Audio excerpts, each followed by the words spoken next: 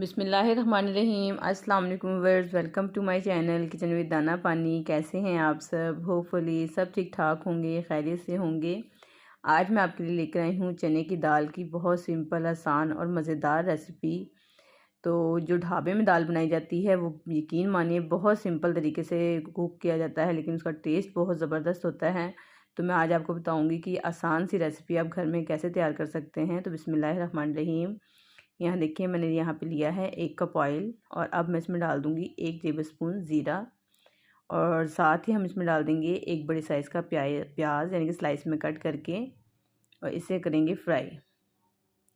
तो प्याज को हमने सिर्फ इतनी देर फ्राई करना है कि जो प्याज का हल्का सा कलर यानी कि चेंज हो जाए, और कच्ची पक्की ही रखनी है, बहुत ज़्यादा इसको गोल्डन ब्राउन हमने नहीं करना। साथ ही जब प्याज हल्का सा कलर आ जाए इसमें डाल देंगे अदरक लहसुन का पेस्ट। तो 1 टेबलस्पून भर के मैंने लिया है अदरक लहसुन का पेस्ट, इसे भी हम इसके साथ ही फ्राई कर लेंगे। और मैंने यहाँ पे लिए हैं 2 बड़े साइज़ के टमाटर, जिन्हें मैंने चॉप कर लिया है। ये अब हम इसमें डाल के साथ ही अब मैं इसमें डाल दूँगी मसाले। बहुत सिंपल और आसान रेसिपी है, यकीन मानिए झटपट से तैयार हो जाएगी घर में जब आप बनाएंगे।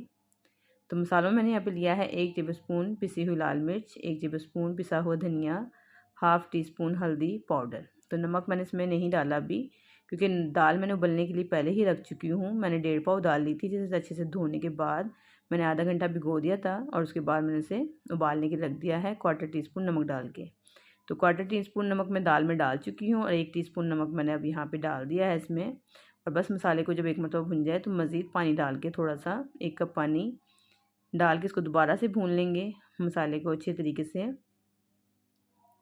और यहाँ देखिए मसाला जो है अच्छे से भून चुका है, और आप कहेंगे इसमें से ऑयल कहाँ गया, तो ऑयल जो है वो मैं सेपरेट कर चुकी हूँ इस तरीके से। ये हम ऊपर से डालेंगे बाद में।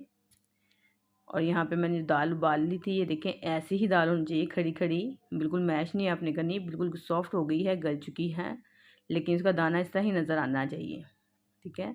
और इसको जब आप उबाल रहे हों तो उबालते टाइम आपने कभी नोटिस किया होगा कि जब हम दाल उबालते हैं तो उसके ऊपर झाग से आ जाते हैं। तो झाग आपने ज़रूर हटाने हैं, ये इसका बादीपन होता है। तो वो झाग हटाने से काफ़ी हद तक जो उसका बादीपन है वो ख़त्म हो जाता है, और उसका जायका भी ज़्यादा अच्छा बनता है। तो बस जब दाल उबल जाए आप इसमें इस तरह डाल दें। इसमें मैं डाल दूँगी आधा गिलास के जितना पानी, और इसे कवर करके हम पकने के लिए रख देंगे। दाल जब पक जाए तो उसका टेक्सचर ऐसे ढीला मिला होना चाहिए, बहुत ज़्यादा थिक नहीं आपने बनानी। जैसे उसका पेस्ट सा नहीं बना के रख देना, वो खाने में इतना मज़े का नहीं लगता। तो मैं आपको इसकी कंसिस्टेंसी दिखाऊंगी पकने के बाद कैसी होगी। ये देखें, इतनी रनी होनी चाहिए इसकी जो कंसिस्टेंसी है, इतनी गाढ़ी हो, ढीली मिली सी, हल्की सी इसमें ग्रेवी हो, तभी ये बहुत मज़ेदार लगती है। ये पक के तैयार हो चुकी है। अब मैं इसमें डाल दूँगी गर्म मसाला। 1 टीस्पून भर के आप गर्म मसाले का ले लें। साथ ही हरा धनिया, हरी मिर्ची डालें इसमें खूब सारी। आपके पास अदरक हो तो आप कटा हुआ अदरक भी इसमें डाल सकते हैं।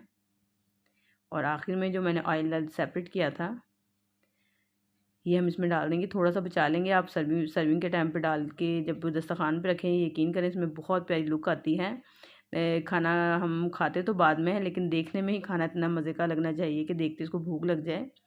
तो आप सर्विंग भी अच्छे तरीके से किया करें। तो बस इसे मैंने चूल्हा बंद कर दिया और कवर के रख दिया, करके रख दिया मैंने 5 मिनट के लिए। और ये देखें कितनी ज़बरदस्त इसकी लुक लग रही है, खा देखते ही दिल कर रहा है इसे खा लिया जाए। बहुत मज़ेदार और आसान सी सिंपल सी रेसिपी थी ये, तो मैंने सोचा आपके साथ शेयर किया जाए। तो अगर रेसिपी पसंद आए तो प्लीज़ इसे लाइक और शेयर ज़रूर करें। चैनल पे नए हैं चैनल को सब्सक्राइब भी कर लें, बेल आइकन को भी प्रेस करें। मुझे अपनी दुआओं में याद रखें। मैं मिलती हूँ आपसे किसी और नई वीडियो में, जब तक के लिए मुझे दें इजाज़त। अल्लाह हाफिज़।